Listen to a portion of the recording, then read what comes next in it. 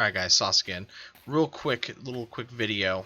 When you're setting up your prefab and stuff like that, PvP server, obviously, this is something that's a little bit harder to do. But what you want to do is you want to dig out all of this gravel. Now, good reason for that. Building concrete requires stone and sand.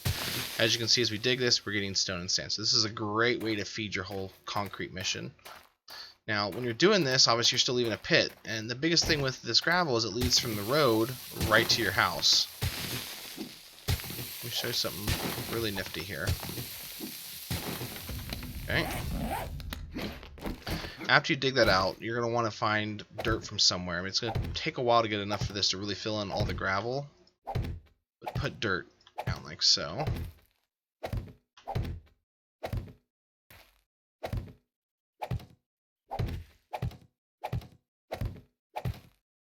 This really only works if you're in a grass biome. I think you can actually craft, remember though.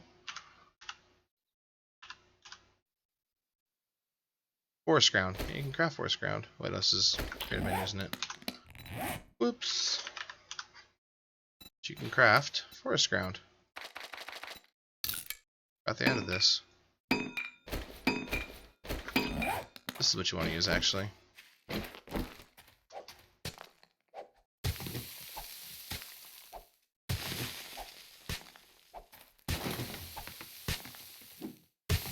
And there's a reason for it.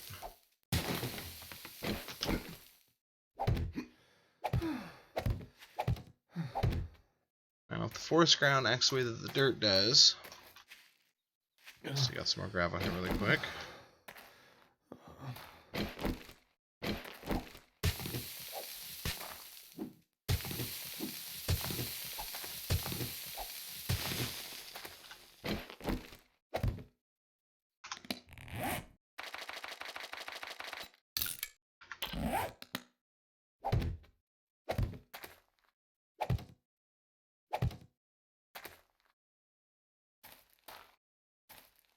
The reason you do that is because the grass will actually grow back on that stuff once it's placed down, as long as you don't till it with a hoe.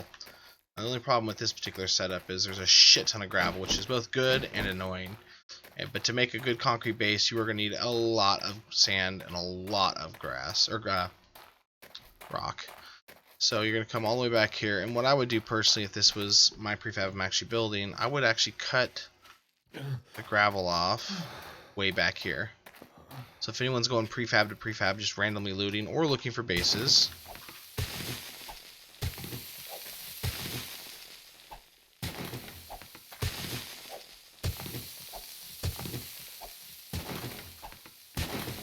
this road's going to turn right here.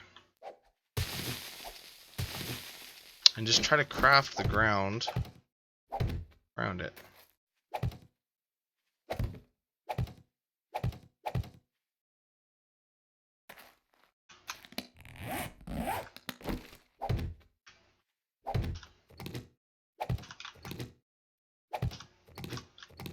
Need some more, but as you can see, you fill that in, and you want to fill it in all the way back to your actual base.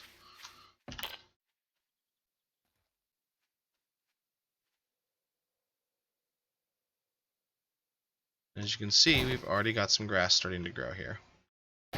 So if you mix and match, you should be able to get grass growing all over the entire where the path was before, and then they won't be able to tell that there's a road going that way towards a prefab. It's a great way to be able to hide it. Another thing is if you plant trees as you're chopping them down, personally what I do after I chop a tree down is I try to place either the seed right back where the tree was, or I just run around like this and just right click as I'm placing trees. Boom tree, boom tree, boom tree, boom tree, boom tree, boom tree.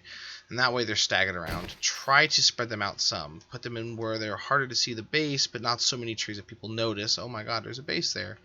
It's all about hiding things in plain sight as best as you possibly can.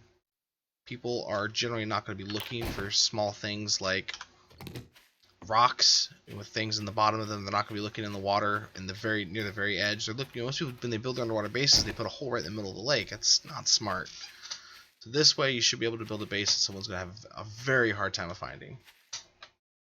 Anyways, thanks guys. Like, comment, subscribe, all that good stuff.